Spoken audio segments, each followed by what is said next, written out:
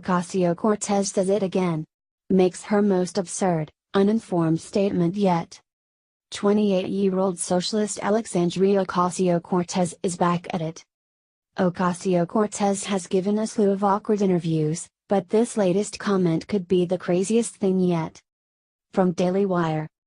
Socialist Alexandria Ocasio-Cortez has said a lot of stupid things.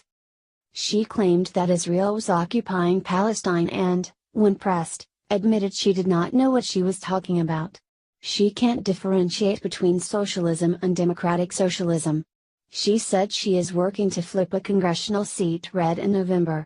She admitted that she can't win by having to persuade people her ideology is the best possible option. Heck, she even thought that a recent parody video that mocked her was a serious attempt to deceive voters. Those idiotic statements take a back seat to what she tweeted on Thursday. Let's take a brief look at her claims that she provided no evidence to support.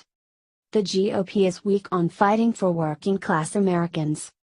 The Trump administration has used tariffs to leverage actions out of other nations that are positive for the U.S., and while it's true that some of China's retaliatory tariffs have hurt the U.S., it is important to see how the situation plays out before coming to conclusions.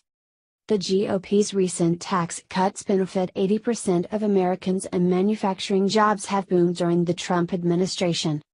The overall unemployment rate has dropped to 3.9%, and unemployment rates for minorities have dropped to historic lows, and small business optimism is at an all-time high. Keep in mind that this statement is coming from an admitted socialist who believes in taxing citizens to pay for costly government programs that end up harming the economy. The GOP is weak on crime. Attorney General Jeff Sessions ordered federal prosecutors to seek the most serious charges and harshest sentences against criminals involved in the drug trade. The Trump administration announced a zero-tolerance policy cracking down on illegal immigration. The Trump administration brought more cases against violent criminals in 2017 than in any other year in decades. The Trump administration is examining a new policy that would allow the U.S. government to make drug dealers eligible for the death penalty. The GOP is weak on national security.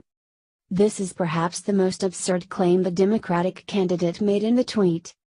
The Trump administration threw out the Iran deal because it was not tough enough, has worked to denuclearize North Korea, has implemented a travel ban on nations that are breeding grounds for terrorism, wants to build a wall on the southern border to stop illegal entry into the U.S., and has largely defeated ISIS.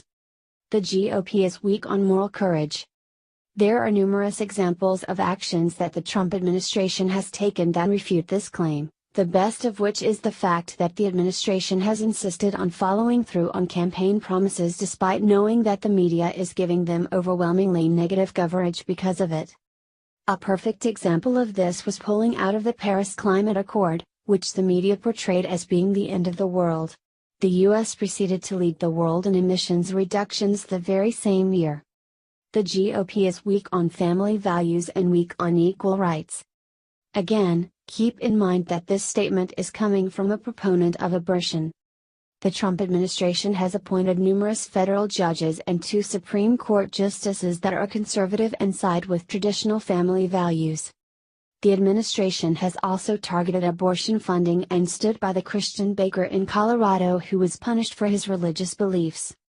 The administration has also ended racial discrimination guidelines that Obama put in place that allow colleges to discriminate against applicants based on their race.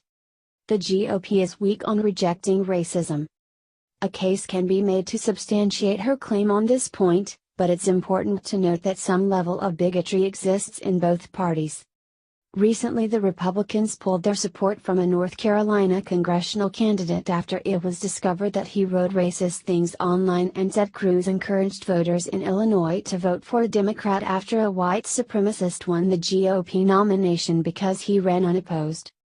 Meanwhile, many in Ocasio-Cortez's party have embraced Hitler lover, racist, and anti-Semite Louis Farrakhan. The Democratic Party also promotes a divisive form of identity politics. Are the Republicans perfect in any of the aforementioned categories? No, but at least those things are a part of their platform, unlike the Democrats. As for Ocasio-Cortez, The best thing for the electoral chances